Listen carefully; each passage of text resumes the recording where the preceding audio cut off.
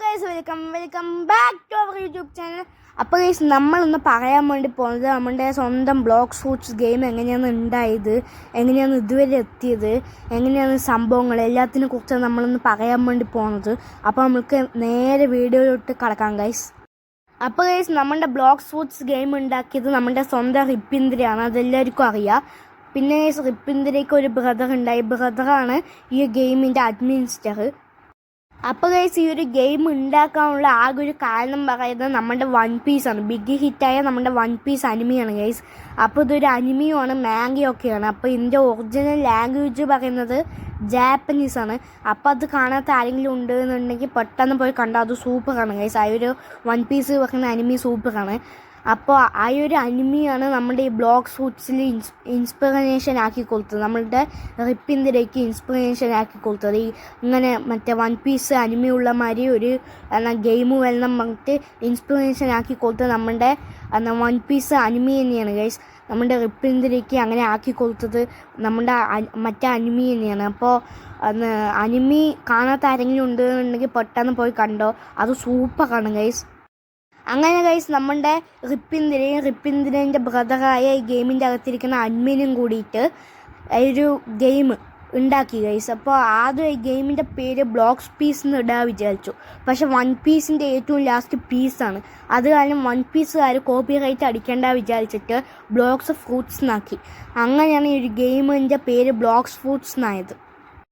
ആദ്യം ഒരു ഗെയിമൊക്കെ പൊട്ട ഗെയിമായിരുന്നു, കാരണം റോബ്ലോക്സിൻ്റെ അകത്ത് ഇതിനേക്കാളും നല്ല നല്ല ഗെയിംസൊക്കെ ഉണ്ടായിരുന്നു. അപ്പോൾ ആർക്കും അറിഞ്ഞില്ല ഈ ബ്ലോക്സ് ഫ്രൂട്ട്സ് പറയുന്ന ഇതിനേക്കാളും നല്ല നല്ല ഗെയിംസ് ആണ്. കാരണം അന്നൊക്കെ അതൊരു പൊട്ട ഗെയിമായിരുന്നു, അധികം ഫ്രൂട്ട്സ് ഒന്നും അതിൻ്റെ അകത്ത് ഉണ്ടായിരുന്നില്ല. റോക്കറ്റ് ഫ്രൂട്ട് അങ്ങനത്തെയൊക്കെ തന്നെ ഉണ്ടായിരുന്നുള്ളൂ. അത് കാരണം അത് ആരും കളിക്കാനൊന്നും പോയില്ല. അത് കഴിഞ്ഞിട്ട് കുറേ കഴിഞ്ഞപ്പോൾ കുറച്ച് പേരൊക്കെ കളിക്കാൻ തുടങ്ങി. പക്ഷെ അതിൻ്റെ അകത്ത് ഭയങ്കര ബഗ്ഗും ഭയങ്കര സർവർ ക്രാഷും ഒക്കെ ഉണ്ടായിരുന്നു. അപ്പോൾ അത് കാരണം ആരും കളിക്കാൻ പോയില്ല. അപ്പോൾ റിപ്പിന്തിരേൻ്റെ മുക്കാൽ പൈസയും അതിൻ്റെ അകത്ത് നിന്ന് പോയെന്ന് പറയാം നമ്മൾക്ക്. റിപ്പിന്തിരേൻ്റെ ബ്രദറായ നമ്മുടെ ഈ ഗെയിമിൻ്റെ അഡ്മിൻ്റെയും ഒക്കെ മുക്കാൽ പൈസയും പോയി. അപ്പോൾ ഇവർക്ക് ഒരു ജോലി അധികം ഇങ്ങനെ ജോലിയൊക്കെ തപ്പി നടക്കുന്ന ആൾക്കാരാണെന്നൊക്കെയാണ് തോന്നുന്നത്. അവരിങ്ങനെ ജോലിയൊക്കെ തപ്പി നടക്കുമ്പോൾ ഈ റോബ്ലോക്സ് അവൻ്റെ അടുത്ത് വരുന്നത്. അങ്ങനെ ഈ ഗെയിം ഇൻസ്പിറേഷനായി കഷ്ടപ്പെട്ടൊക്കെ എടുത്തു കഴിഞ്ഞാൽ അതൊരു വമ്പൻ ഫ്ലോപ്പ് ഗെയിമായി മാറി. അത് കാരണം അത് ആരും അങ്ങനെ കളിക്കാനൊന്നും പോയില്ല. നമ്മുടെ ഈ റോബ്ലോക്സിൻ്റെ അകത്ത് എടുത്ത് നോക്കുകയാണെങ്കിൽ തന്നെ റോബ്ലോക്സേ വമ്പൻ ഫ്ലോപ്പായിരുന്നു ആദ്യമൊക്കെ. ഇപ്പം അത് വമ്പൻ ഹിറ്റായി നിൽക്കുകയാണ്. അതേമാതിരി തന്നെ നമ്മുടെ ബ്ലോക്സ് ഫ്രൂട്ട്സിൻ്റെ കാര്യവും. അങ്ങനെ ലാസ്റ്റ് റിപ്പിന്തിരേൻ്റെ ബ്രദറും കൂടിയിട്ട് കയ്യിലുണ്ടായിരുന്ന എല്ലാ പൈസയും മുടക്കി, പിന്നെ നിറയെ കടവും ലോണും ഒക്കെ എടുത്തിട്ട് എങ്ങനെയൊക്കെയോ ഈ ഒരു ഗെയിമിൽ ലക്ഷക്കണക്കിന് സ്റ്റാഫ്സിനെ കൊണ്ടുവന്നു. അതും കുറേ മാസവും വർഷമൊക്കെ എടുത്തിട്ട് കഷ്ടപ്പെട്ടിട്ടാണ് സ്റ്റാഫ്സിനെ കൊണ്ടുവന്നത്.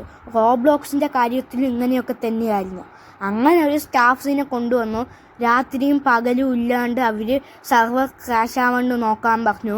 അത് കഴിഞ്ഞിട്ട് ലാസ്റ്റ് പിന്നെ ബഗ്ഗൊക്കെ ഉണ്ടാവുമല്ലോ, ആ ബഗ്ഗൊക്കെ മാറ്റാനൊക്കെ പറഞ്ഞു. ആ ബഗ്ഗൊക്കെ മാറ്റുമ്പോഴേക്കും കുറേ മാസവും വർഷമൊക്കെ കഴിഞ്ഞിട്ടുണ്ടായിരുന്നു.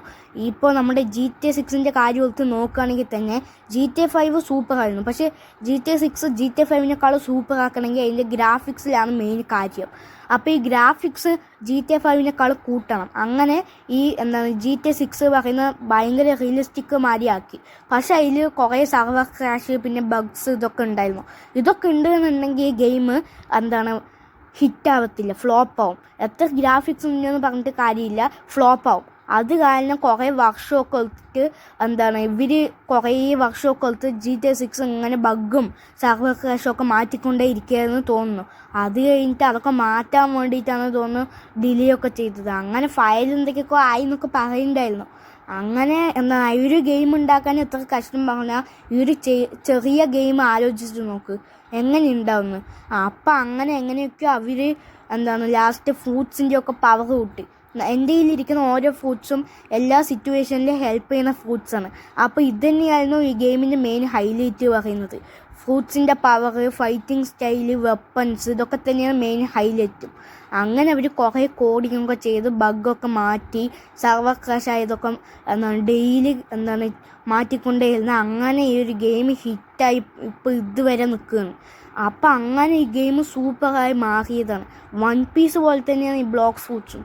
ഇപ്പം എന്താണ് വൺ പീസ് ലവേഴ്സിന് എന്താണ് ഈ ബ്ലോക്സ് ഫ്രൂട്ട്സ് എന്തായാലും ഇഷ്ടപ്പെടും. പിന്നെ നമ്മുടെ ഈ ഗെയിമിംഗ് സ്റ്റോറി ഇട്ടുണ്ട്. പിന്നെ നമ്മുടെ മറ്റേ റോബ്ലോക്സ് സ്റ്റോറിയും കൂടി ഇട്ടിട്ടുണ്ടായിരുന്നു. അത് രണ്ടും കാണാത്ത ആരെങ്കിലും ഉണ്ടെന്നുണ്ടെങ്കിൽ പെട്ടെന്ന് പോയി കാണുക. അപ്പോൾ എന്തായാലും അടുത്ത വീഡിയോയിൽ വരുന്നവരെ എല്ലാവർക്കും ഗുഡ് ബൈ ഗൈസ്.